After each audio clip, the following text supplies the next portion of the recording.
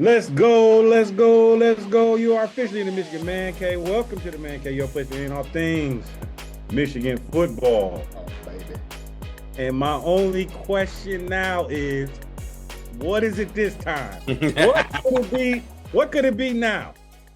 Because it's obvious we didn't know they signs. I'm sure they did more than enough to cover up their signs. Come on now, Train. They did more than enough now.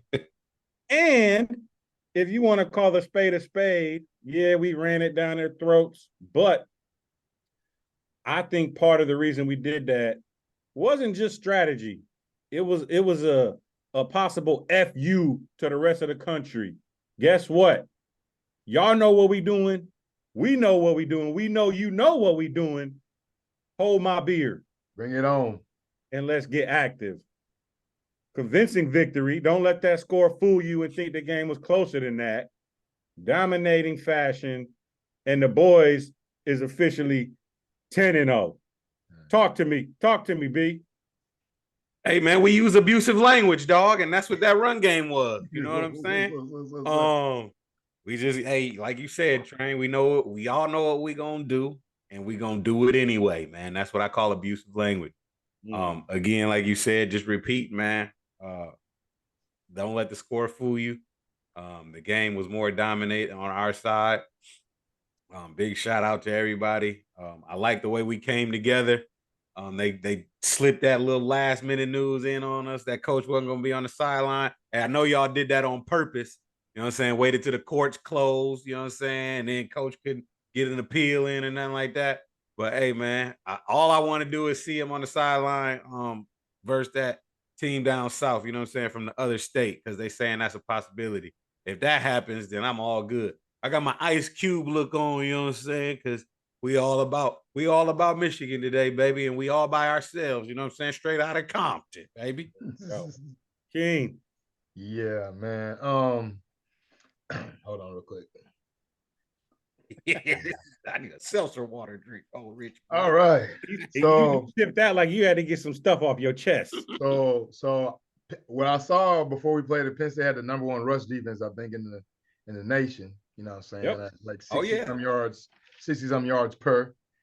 We hung what? 200 to shreds. 227 on them. Blake Corum, hell of a game. Donovan Edwards showed up when we needed him, you know what I'm saying? Showed up in the way he could. You know, got us a touchdown. And like, just to Bowie's point, like, it was Veterans Day when they told us this, you know what I'm saying? Come on, bro. Like, but we ain't even know. Coach Harbaugh said he found out from social media by somebody telling him off social media. You know what I'm saying? Like, he didn't even get a call from the Big Ten. You know, that's not a way a conference is supposed to operate. War Manual, our AD, he told you it's petty business. It's petty business going on, dog. You know what I'm saying? Like, I'm just like, whoa, like, what's going on here? But, you know, all in all, let me get back to the point. We did our thing, you know what I'm saying? Like y'all said, the score doesn't show the game. If you know football, you know we whooped that ass.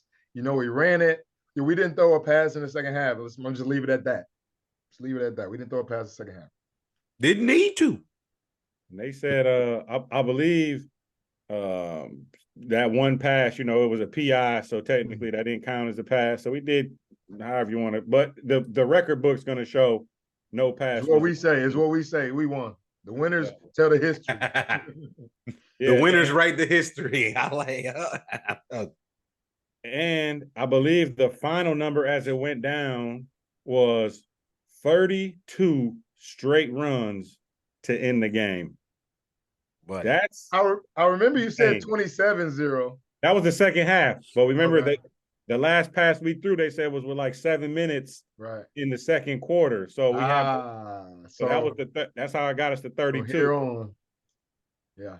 Yeah. I know y'all saw that Instagram post I sent y'all about the dude talking about this has to be the fucking worst coach game. Talking about James Franklin. I said it. I called it. Hey, I will give that to B. And I mean, it couldn't have been any more spot on with James Franklin. He was like, at the end of the day, James Franklin will be James Franklin. And my, oh my, did he live up to that? He's a problem. He's an internal problem. Hey, we get some hit their situation now. We handle business. We did what we supposed to do. But you can sum this situation up by just a simple phrase: James Franklin doing James Franklin things. Mine. Bruh. And I think, and let's just get into the game, like the way it kind of played out. They got on top of us first, pause, and they 3-0, whatever. Nobody was. I didn't feel no panic at the time.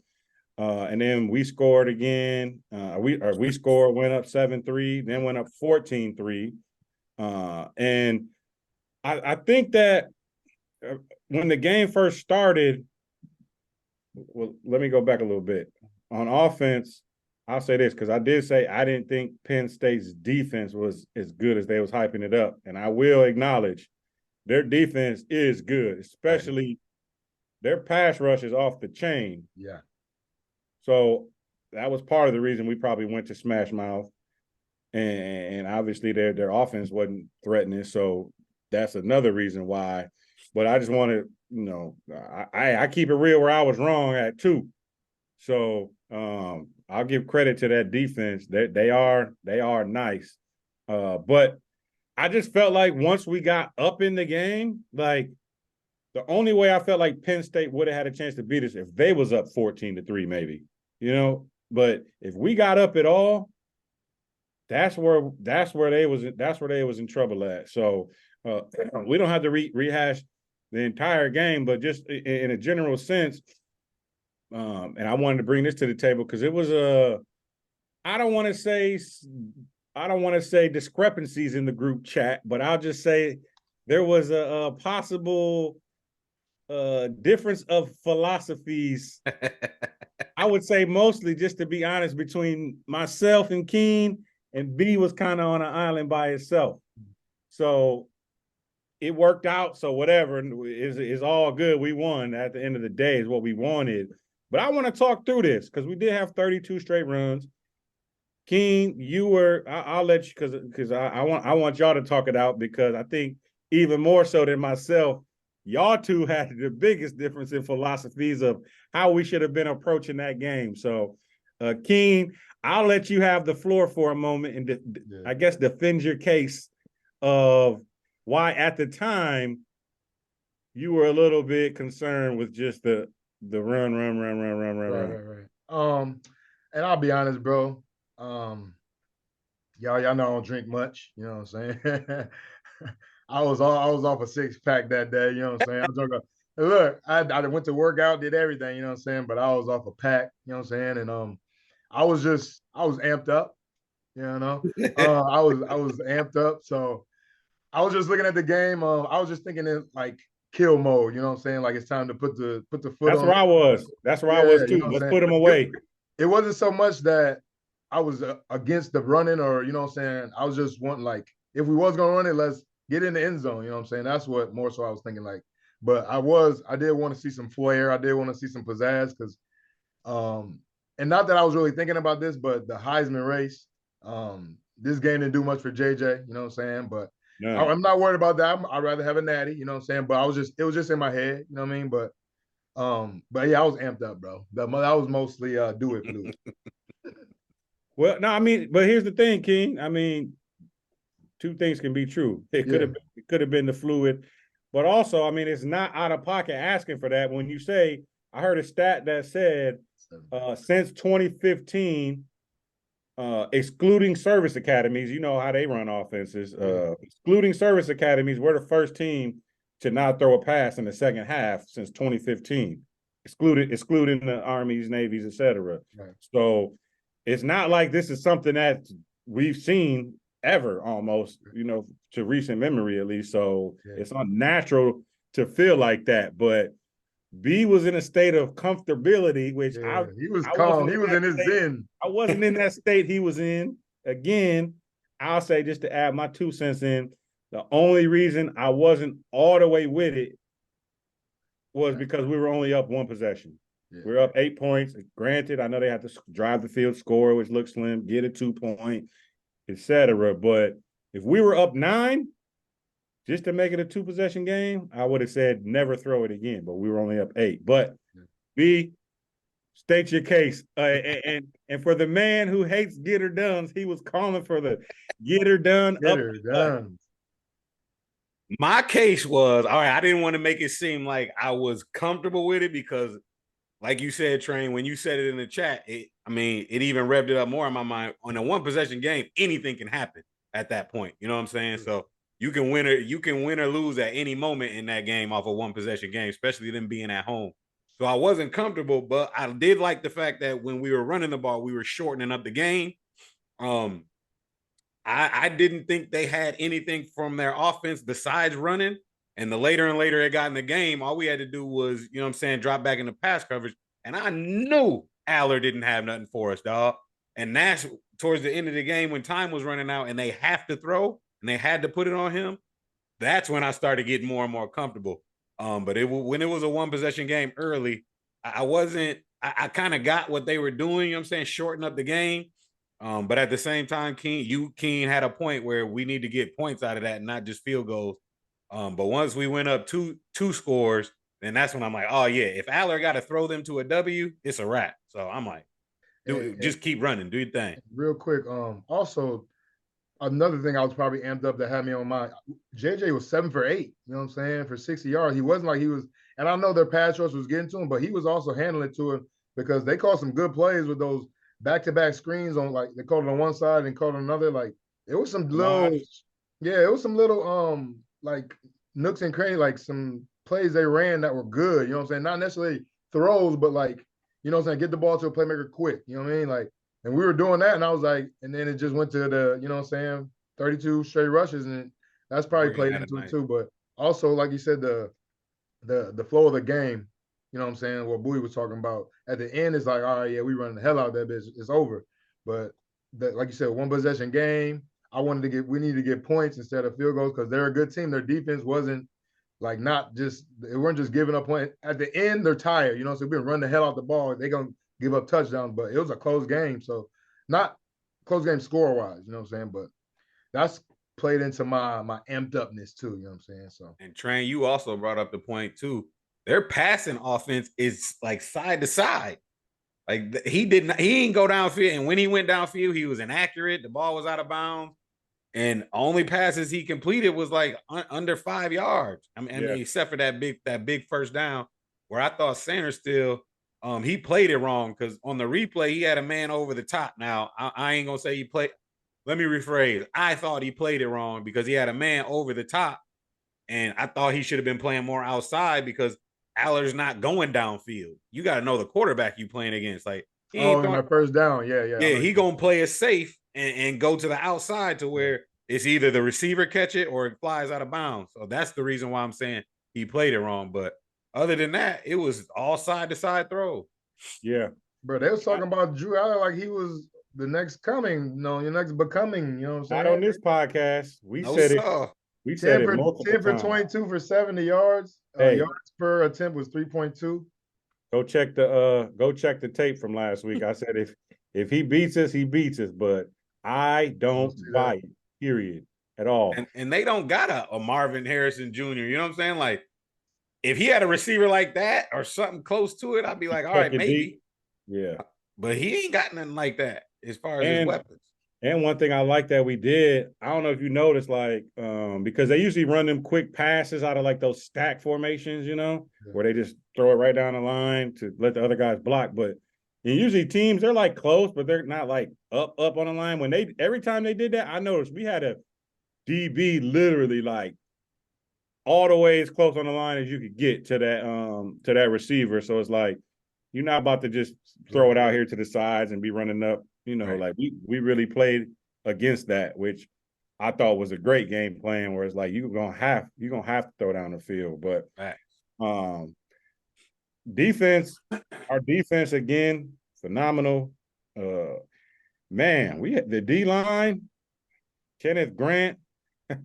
We got big boys chasing cats downfield, bruh. They said Kenneth Grant earned a lot of money on Saturday. What I say? I said that was a top 10 draft pick rundown or whatever type play. Yeah. And it wasn't just that. He was like in the backfield. He had like disrupted 2 or 3 tackles down a couple times. Yep. Kenneth Grant looked good. Mason Graham. Yeah, but I was gonna say, who else? Who else do y'all want to highlight, spotlight for just playing a really good game? I guess you can go either way, offense, defense. Obviously, Corum and the run game got back on track. But who stood out to y'all? I'm gonna go with big KG, big Kenneth Grant as my player of the game, and also Rayshon Benny, man, he don't get a Oh no! Oh, my bad. Stoli. Go ahead, you can No, have no, Rayshon no, Benny. no. Yeah, I mean the D line, bro, as a whole, like you can see people growing up. You know what I'm saying? Like from just flashes of making plays at the beginning of the season to now, like making dominant type plays, like drive ending plays and stuff. And that chase down, bro, like if he would have scored that, that'd have been, you know what I'm saying, a momentum swinging drive. And for him to chase him down and just act like it was nothing after he tackled him, bro, like that was amazing. I can't front. 340 pounds, what, 6'3", 340 pounds? Come on, man. Remember we talked about that I think on an earlier podcast. I either played a clip or I said it when I said Harbaugh said that. Oh, I think it was when he got that. Didn't he get a pick earlier this year or something? Yeah. Or no. He got he like batted or something. No, I think somebody else got a pick, but he was like running next to the guy with the pick. Oh, he yeah.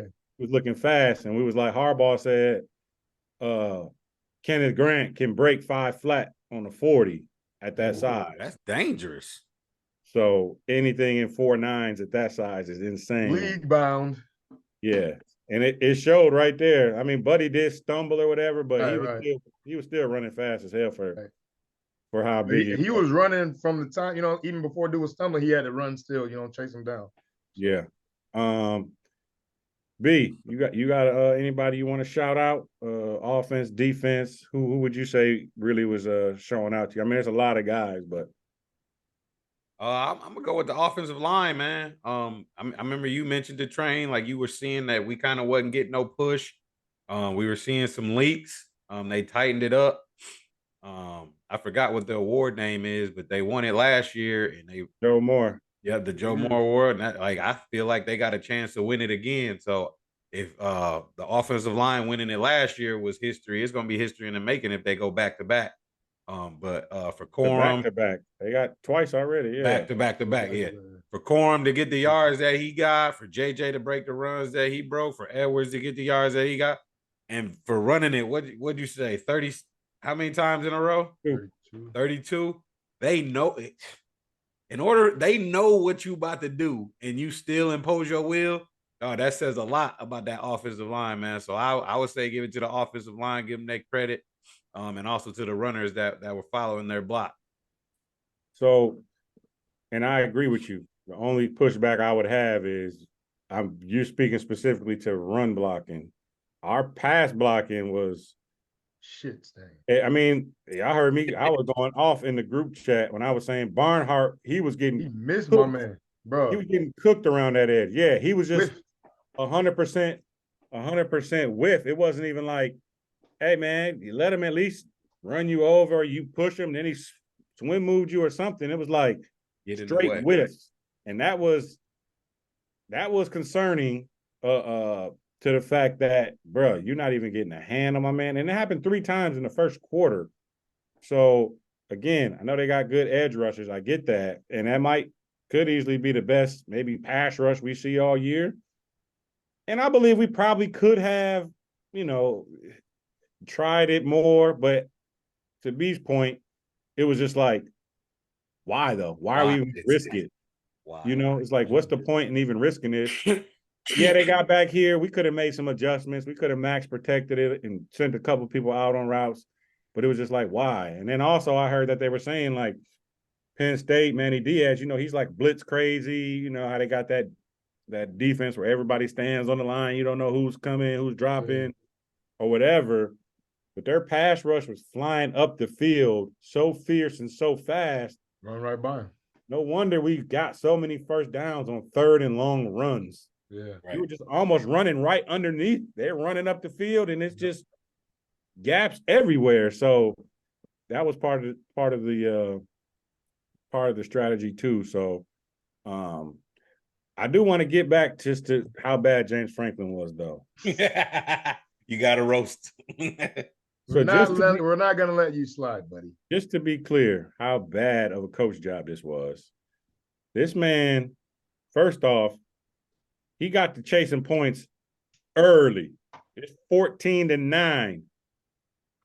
This man, now keep in mind, Penn State had just scored.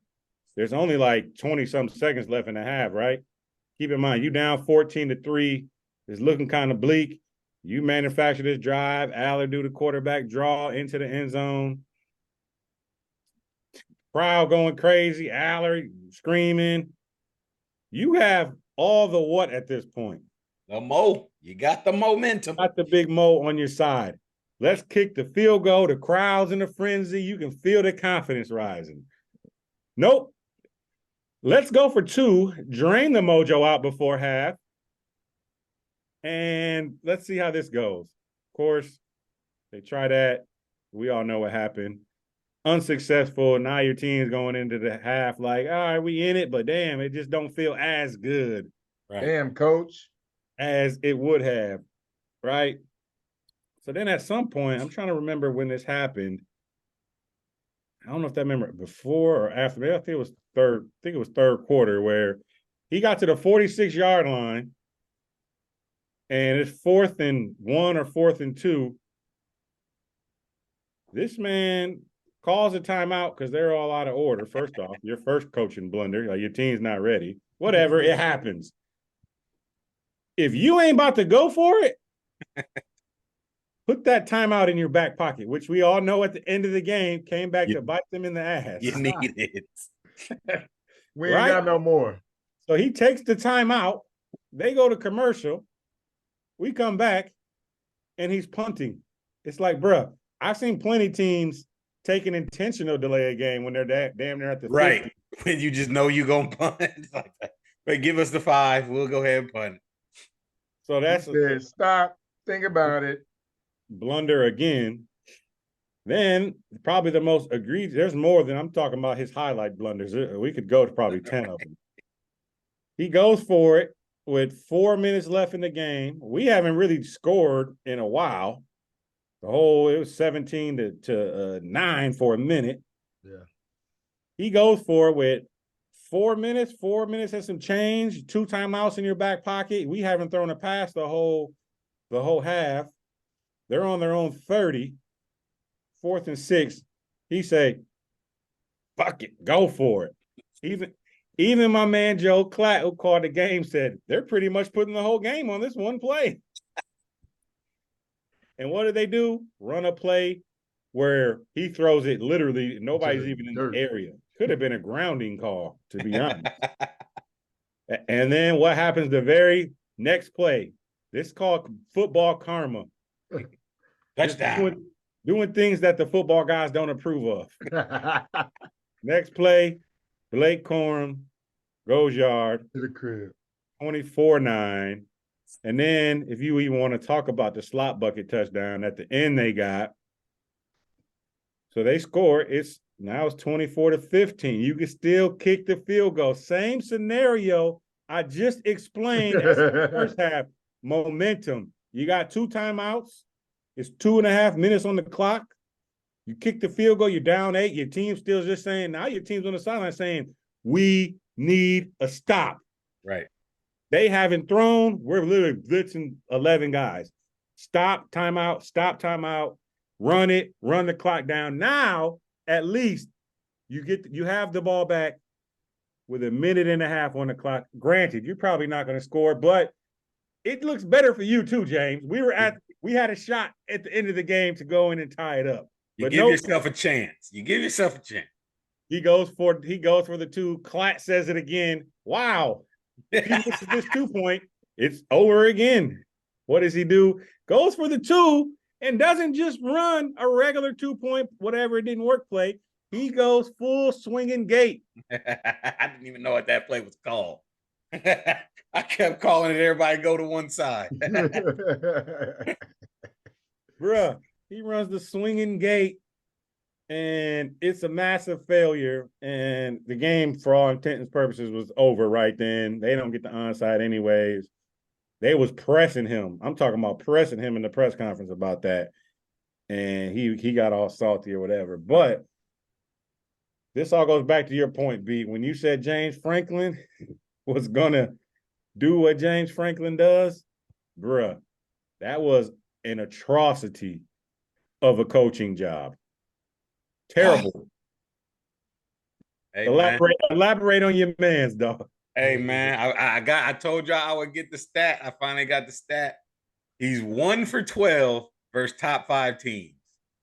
1 for 12. So, and it's due mostly training to stuff like you just explained, like coaching blunders. It's not that he doesn't have the talent. It's not that his team is just getting blown out versus it's really gone down to coaching and his decision making at times. And not to mention, he literally lost the exact same way to Ohio State. It was the end of the game, close to the end. They might have been a little bit further up the field, maybe like the 40, but same situation, timeouts. Don't put it all in this one play. Stay alive as long as you can. What'd he do? Went for it way too early. We talked about that last podcast. We said you brought it up. He literally did it versus us again, dog. Like, you're not even learning your lesson, bro. Fool me I once. don't understand how he's still a Big Ten coach. I mean, he after the game going into the tunnel, one of his offensive linemen almost got into a fight because they were ragging him. They were ragging James Franklin going into the tunnel, the Penn State fan. Yeah, I heard that. I sent y'all that clip of him at the press conference. Like you said, Train, they was pressing him. They were like, one of the media guys was like, don't you even want to just try to throw it downfield? Let's see what if Aller can get it downfield. And he was like, I don't know what you're talking about. Like that. Now you're just speaking foreign to me. He said it's making me uncomfortable. You don't know what a fade is, but then you're like, oh, the swinging gate is definitely a play that's gonna work. It's like that don't even make sense, bro. Like, what is you talking about? It's foreign to throw a fade, one of the most popular routes in the game today. Yeah, he said, you want us to just chuck it down there? I'm like, yeah, people do it all the time. One-on-one, you give your man a chance. Strange, you allude to the Michigan State game where their only shot to win the game was chucking it down the field. And then what they do, chuck it down the field. Hey, you're either going to get a PI or a completion. Then what's the worst that can happen? But to sit there and not do it and then do all these things going for it, and you acting like those things aren't common. Those things are foreign to people that play football. Especially if you got 3rd and long, and it's like, what if they pick it? Okay, it's like a punt. It's punt. Exactly.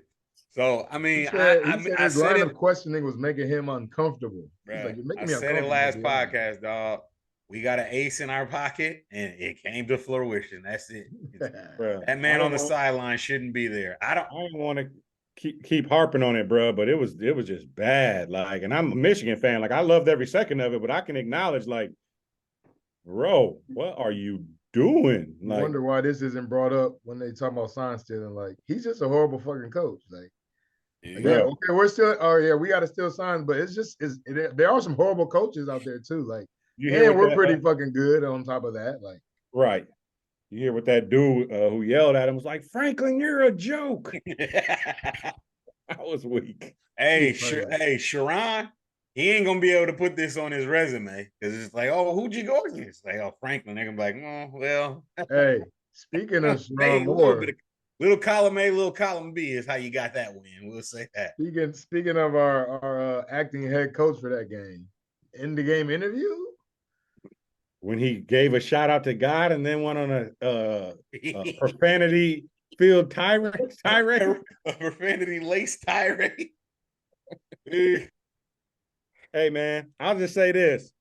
Yeah, he shouldn't have did that, and it was a little over the top. But I'm starting to think I kind of understand where it came from. Now the way I'm not gonna say it was okay because he looked kind of goofy out there. I'll be the first to say it. But I didn't know, man. How old y'all think he is? Now that you're saying that, I'm gonna say under 30. Early 30s? 35. Yeah, 30? No, he's 36. He's young, though. That's pretty young still. Yeah, he's younger. So he's 36.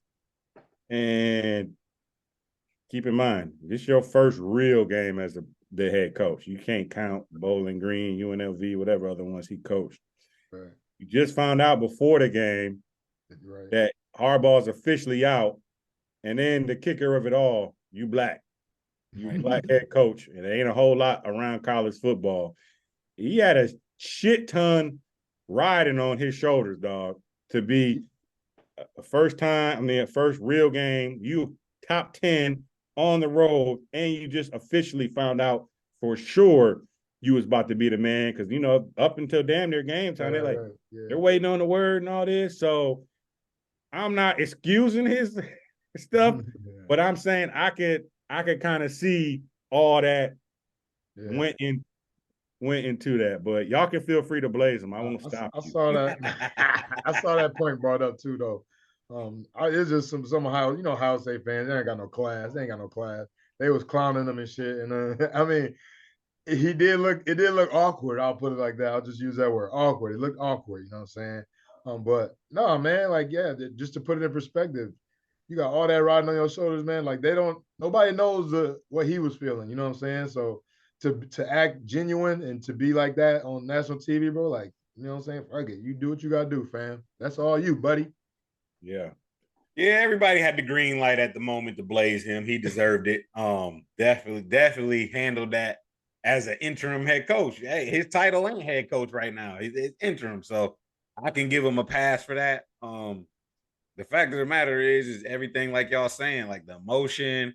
His homeboy gets suspended right before the game. He feel like everybody is against us, and I feel the same way. You know what I'm saying? So I think that had a lot to do with it, and I genuinely feel it. He was really proud of his guys and how they handled it.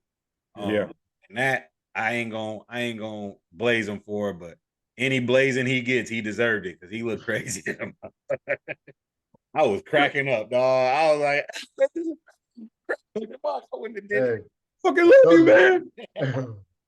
You ain't talk to him, man. I was like, hey. Even try to do the Harbaugh. Fucking talk to these guys, not me. After I done messed up, talk to these guys. I'm gonna get fined for this. I'll tell you what, I was laughing my ass off. I was cracking up. I was drunk, so shit. It is what it is. Right. But nah, I respect him though. You know what I mean? Nonetheless, you know what I mean? He got it done. Cheers, mate. Hey, all right, so we can move on from the game. Everybody watched the game. Right. I guess the one final thing I will say about the game is for the people concerned as if we couldn't have passed, I believe we could have if it called for it. Right. I've heard that's not going to win versus Ohio State. It's like, well, we probably wouldn't play like that versus them because they have a capable offense, right? So we're not going to be in conservative mode if, you know what I'm saying? If they're scoring on us, we ain't about to just keep running. So, hey, Train, it goes to the sign stealing. Like, why would we use the same exact game plan versus Ohio State? They're different teams. Like, you're changing things every week. And that's where I'm going. But they made it seem like it was we can't throw. That's why I'm like, I fully believe we can throw. And had that game called for it, we would have started. It didn't call for it. It's like Penn State's only way to get back in that game was for us to throw a tip pass, pick. They were counting on a slot. That's it. That's all they were counting on. So that part, but the bigger point I'm trying to make is I think this showed, if anything, that we can win in multiple ways. That is what I took away from it mostly because they're saying, oh, Michigan's winning on JJ's arm this year. It don't look the same as last year. So it's like, whatever your opponent has, we can counter that and it still can work. You know, it's like they're great against the pass. Okay, well, fuck it. We'll run. They're great against the run. Okay, well, we'll pass. Like, whatever it is, you know what I'm saying? It's like they had an insane pass rush. Okay, well, we won't pass then. Right. Y'all got an insane pass rush, but the bug out on y'all was a little light in the ass in the middle, right? So, okay, well, whatever your weakness is, we have the offensive ability and the players to take advantage of that. So I think that was kind of dope in that fact that we show we can win in a variety of ways. It ain't like, Oregon, who they just gonna throw it around, Washington's, USC, like they throw it. You shut down their throw. It's like, oh, well, we ain't got to count. We got to counter punch. Right. Yeah. Go ahead, King. To that point, it's like, offense, you're supposed to be proactive, you know what I'm saying? Not reactive. Defense supposed to be. They flipped the script and we just played off of them. Like, it's like, okay, we don't have to be aggressive. Y'all just gonna keep rushing up the field. All right, we're gonna run right by you up the middle. You know what I'm saying? Like, they determined what they wanted and we gave it to them. Yep.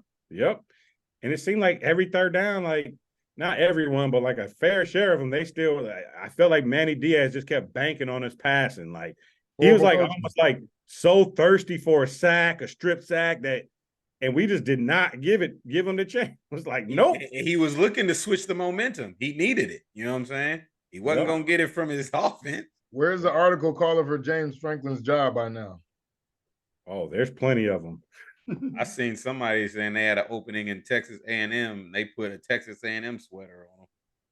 I don't know. I think he need to go down to like 1AA. Get his decision making up. Young, what? Get his swag back at Morehead State. Deion to be putting foots in his ass. All right. All right. So let's flip the page here. I do want to talk about Harbaugh though, because I promise I'm not just saying it in jest. Like they really the timing of that, man, like to suspend him while he's in the air and then not even like give us the word first. He's finding out, as you said, Keen, through social media. And I think I said this before, the easiest way for the Big Ten, NCAA, all these problems just to go away is Michigan lose. We don't have to worry about them getting in the playoffs. We need Michigan to lose. And it's almost like the problem ain't solved, but the sweat is off our back to having to make a decision like, is this team in the playoffs? Should we let them in? Like, it's just decisions made for you. So I don't know. It was just, King, you could talk to it, but just the timing of it, like it seemed like unprofessional again. Bro, I don't know why the Big Ten commissioner is succumbing to these peasants that got less money than us. It's like the investigation, the NCAA investigation is not done. So it's like, why are you making decisions? Why are you making like and like you said, the timing of it. Like if you're gonna suspend a coach, you tell him at the beginning of the week, or he's suspended for the game, but he can go to the practices or some shit like that, or he can do practices. Like wherever has that been a suspension type rule? You know what I mean? Like where is that in the bylaws that says he can go practice, but he can't do the games or suspending him before due process? You know what I mean? Like I don't understand how the Big Ten is flying, but I saw some articles talking about the regents at Michigan talking about leaving the Big Ten. Shit, we got enough money to go independent. We got more money than Notre Dame. I think probably. And I'm wondering if all those were threats to just have them be like, all right, be careful, you messing with a cash cow here, but we'll see. But go ahead, B. What's your take on it, man? I know, I mean, we all talked about it, but I mean, that's where I was headed, trained to the money. I mean, you can pretty much follow the money on this one. Like, why are y'all messing with one of y'all biggest contributors? Like, I mean, all the money that Michigan has, and you're listening to what Michigan State, Ohio State is trying to punish us. Like, I don't understand. Like King said, how they're moving. It just doesn't make a lot of sense. Other than that, they're trying to, like you said, train. They want us to lose. Yeah. I mean, the other side, he's stuck, like we said, between a rock and a hard place. Other schools asked him to do something. He can't look weak, but damn. Now you look like a beast. It could have just been handled more professionally. Yeah, I find it very unprofessional to, like, you're waiting until Friday before the game. Like, you know your decision before, you know your decision midweek. Even if it was midweek, I kind of wouldn't have a issue with it. It's like, so we could get prepared. But you let him board the plane. He's up in the air. Like, I mean, I'm sure they probably got Wi-Fi or something. But you ain't supposed to find out from social media. Yeah, the way he would have found out is from social media. It's just like, that's just unprofessional. It just seems like to me somebody's got a vendetta against them. Like that just what it looks like to me with how unprofessionally they're. Like, just imagine this happening to Nick Saban at Alabama. Could you even picture that? Kirby Smart. Could you even picture this happening to them? Hell no. It just seems like the only coach this continually happens to is our coach. Yeah. And I think we talked about it last week. I can't remember if we talked about it on here offline, but it was the Wake Forest coach. So I looked a little more into that and saw what happened was Wake Forest, now they had an internal leak, somebody basically like giving out the juice of like their plays to other programs in the ACC, right? They called it instead of WikiLeaks, they called it WikiLeaks, right? But here's the point. This guy was giving away almost the playbook to other teams in conference. So he like basically was, sabotaging his own squad. I don't know why, I don't know that story. But the point of it is that other team now, technically on paper, shouldn't they say, no, I can't take your guys' playbook. This is illegal. This is obviously it's immoral, it's unethical, whatever you want to say, to get our playbook ahead of time. And their coach, anyway, it all came out to light. And he was like saying, all right, yeah, this dude messed up, but y'all shouldn't have been stooping to that level of accepting this. Right. He said they had our plays, all our signs, they had everything, more than just signs. And he said the investigation took 3 years, and then at the end of it, it was much ado about nothing. He said they didn't end up doing shit. So he said, so he's basically saying, from what I see, in my experience with this, they're on a witch hunt on Michigan, because ours was worse, and they ain't do nothing to nobody. Right. And it's confirmed that this happened. It ain't no, he was like, but again, NCAA slow as hell. So not only did they punish us and not do due process, they took 3 years for them. They're rushing our process. Right. It's like, so you can sit up here and say it's not a witch hunt, but how can you have that example? Or how can you just dismiss the examples that we gave of, and matter of fact, B, if you got something, I'm about to share something, but it's like you had something to say, but it just shows like I believe in court cases, attorneys, when they come to the table, they can show a precedent. They can go pull a file from a case that happened in 1988 where this happened, and that's how it got. How they was punished, and that should be what's done for the remain or whoever next or whatever. There was an example right there where it took 3 years and didn't shit happen. But we're Michigan, we're undefeated, we're big box. Nobody like Harbaugh, slam them. Ultimately, we're gonna, if something does go down and we do catch sanctions by the NCAA, we're getting punished twice for the same crime. Like it should be double jeopardy. Like we're having to face punishment from the Big Ten. That should go together, and you run it consecutively. But again, I don't know what the Big Ten is doing. All right, so I'm about to share this. I don't know. I'm about to share this. I was trying to find this post that one of the representatives of Michigan said. She was like, now that the game's over, she said something about the big. It was on Twitter, man. Dang, I sent it to somebody. I forgot who, but she was just talking about how this ain't right what they did to Harbaugh, basically. And she's a representative of Michigan. I'm gonna find it. I'll post it on Instagram when I find it. I'm gonna show y'all this. I don't know if y'all saw this. Can y'all see this? Yeah. Yeah. I posted that. Right. So I wanted to show it for the people. So yeah, for sure. Keep in mind, they say we stole signs on an iPhone and we had to go decipher them. This is what was sent to opposing teams of our plays, and it's telling all the stuff on here. And they said we blocked the ones that's blocked out is what Michigan redacted because we still use them. Use those ones. But the other ones where it's like fangs right there. That's outside zone. It's like, so we're throwing up fangs. All this stuff, all the stuff we can actually see. Rain down. I'm guessing they're doing a rain motion. All this stuff that you can see. Boobs, Superman shorts, empty. Bruh. And like you were saying, Keen, last week. So you mean to tell me a coach who actually, this is their head coach or whoever, what would you rather have? Film from an iPhone? Film from an iPhone from across the stadium, or a coach basically deliver this to you on a platter, like, here you go, all broken down and looking beautiful for you.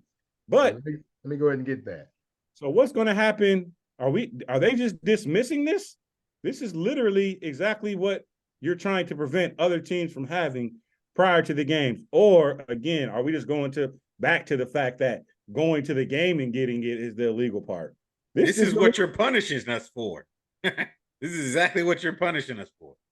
And see, that's everybody's doing it. And that's what I don't get about like what's going. We sent information that was sent to us, to the NCAA, to the Big Ten, to everybody, and nothing like does it. How long does the process take for y'all to open up a case on these bitches? Because I want a case opened up on all you bitches. Right. So, and I already hear the people, well, y'all just trying to say everybody did it because y'all got caught. It's like, okay, fair enough. But the facts remain. We've presented proof now that other teams are doing it. So go ahead, we're gonna open up this box.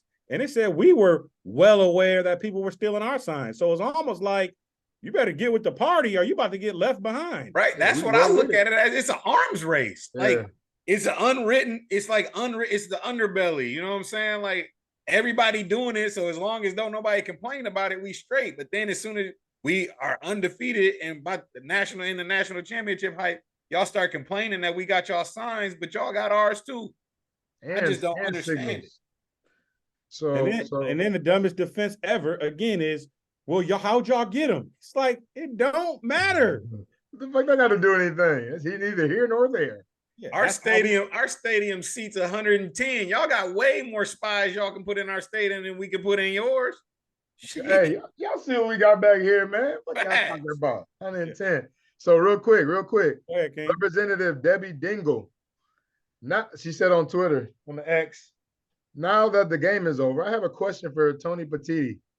What is your definition of due process? I am trying to understand.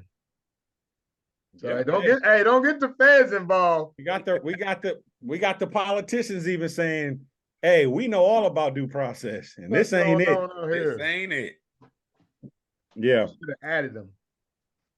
So Harbaugh today made his first appearance since being suspended. And he answered a lot of questions, not necessarily pertaining to the investigation specifically, kind of around it though. So Train, because it's an ongoing investigation. You know what I'm saying? He can't say. So I bet my bad. No, go ahead. I'm just saying. I digress. It's an ongoing investigation. So why he's suspended? I digress. Did you see it? What, that interview? Today's press conference about the team, about whose team it is and who they represent. Yeah, I'm about to play that clip. Yeah, no. I already got it pulled. Yeah. So, anyways, they was asking Harbaugh a bunch of stuff. See, we on the same exact vibes. My handwriting sucks right now. I see it. Anyways, he was just talking about like the squad and how much, basically people are rooting for us to lose, and kind of like the Cowboys in a sense. It's like the Cowboys are America's team. And it's like everybody seems like they hate them, but it's almost like they still got the most fans of any team. It's kind of weird how that dynamic works. But I'm gonna play this. This was Harbaugh today. The presser. Yeah, I thought I had it pulled up, so guess not. I don't know what happened to it. But I'll let y'all just talk about the press conference of what part did you see, King, when he was? Oh yeah, I was just talking about like how like everybody. Or he was just saying how everybody like loves a team that's being rooted against.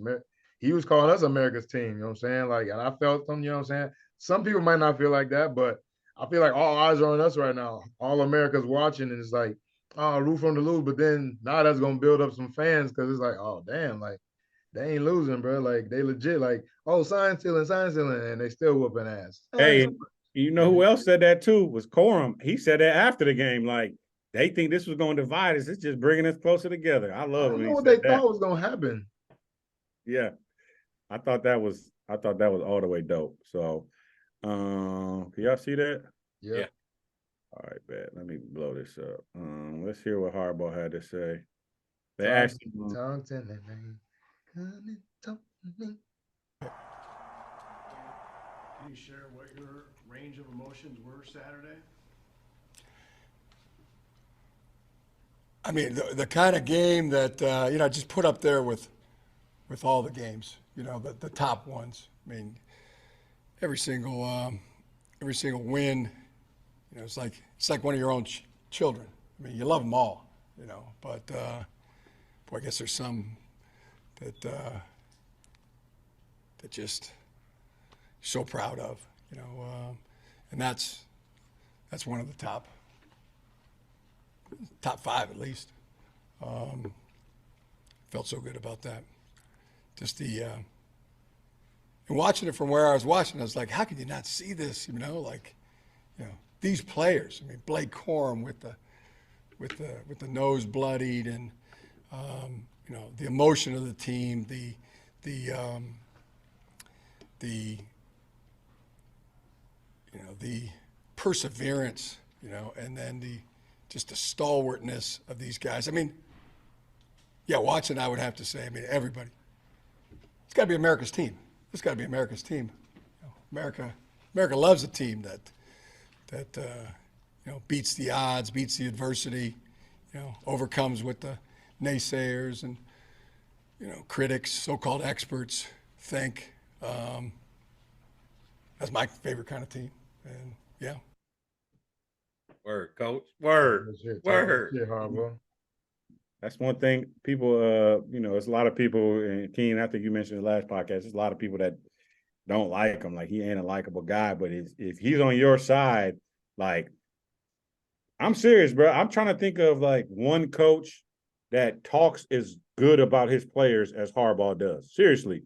Like, Saban, you know, Saban quick to hold his players. Like, yeah, such and such got beat. He's got to do better on that. Like, when was the last time Harbaugh said something bad about one of our players publicly? I've never heard him say nothing bad, to be honest. Damn near don't even talk. He just let the players talk. Yeah, but even when he talks, he just goes on rants like, oh man, he was amazing. This guy was, oh my God. Like, this dude was this, that. I mean, probably even over embellishing a little bit to the good. So I can say honestly, I've never heard him say a bad thing about a player. And not only that, bro, it just speaks to, like, yeah, the media, and like, he may seem like, but we don't know him personally. Like, you know, only the players know him personally. Only people that been around know him personally. So with the president and the AD all behind his back, you know what I'm saying, riding with him for this, you know what I'm saying, that really speaks to his character too, you know what I'm saying, because they could easily be like, all right, man, we got to get rid of this problem, but he's a different type of coach, you know what I'm saying? He ain't one of them dudes just like, oh, media frenzy, let's fire him or whatever, let's get rid of him. No, he's a real, like, from what we know, like, he's a real dude, and he's sticking it out. Everybody talking about NFL, like, yeah, whatever, but right now, he with us, and he rides for his players, like you said. So yeah. All right. So let's keep it rolling. Let's talk a little bit about these predictions from last week. What were they? I forgot. what? Y'all forgot that easy? Conveniently forgot what I think I no. How much it was well, okay, let's just go over the numbers first. No, go ahead. I might be wrong. So Train was at 34-10. He was right on point. Oh, what'd you have, King? 35. Let's go to B first. B was at 41-7. I was at 35-14. Oh yeah, you edged me out by about three points. Damn. About three of them. You know what I'm saying? Damn, I thought I won that whole time. 5-4. I just looked at it today. I was like, oh yeah, I do remember that. 5-4-1 now. Oh, 5-4-1. Damn, B. And my predictions ain't been good all year, dog. Fantasy, pick 'em, nothing. Usually on point. At least damn near 500. I can't get nothing out of this team. Hey, keep surprising me with W. I mean, not even surprising me, but if I'm wrong every week and we win, I don't give a damn. So for sure. Before we no, let's just do it. Bump it. Let's get some predictions for this week. All right. We'll do that, and then we'll talk a little hoops real quick on the way out. Yeah, the spread is at 19. At Maryland. 19 at Maryland. So, B, you got to go first. You know the drill. You know the drill. Let me see. At Maryland, man, I'm just hoping to get out of this joint healthy. Don't become a trap game situation. I'll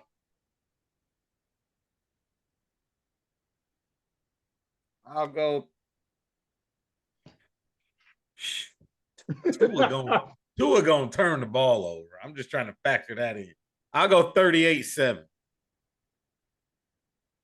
All right. All right. I'm gonna go just because I'm feeling like this is just that sandwich game, man. It's more like a spot game. Like Don't in want it to end up between- being a trap. in between Ohio State and Penn State, that's tough, man. I'll go with spread. I'm gonna go with 38-14. I'm gonna say they'll get maybe two is good for a couple, whatever. All right. So I'm gonna just keep my same score as last time. 35-14. Right in the sweet spot.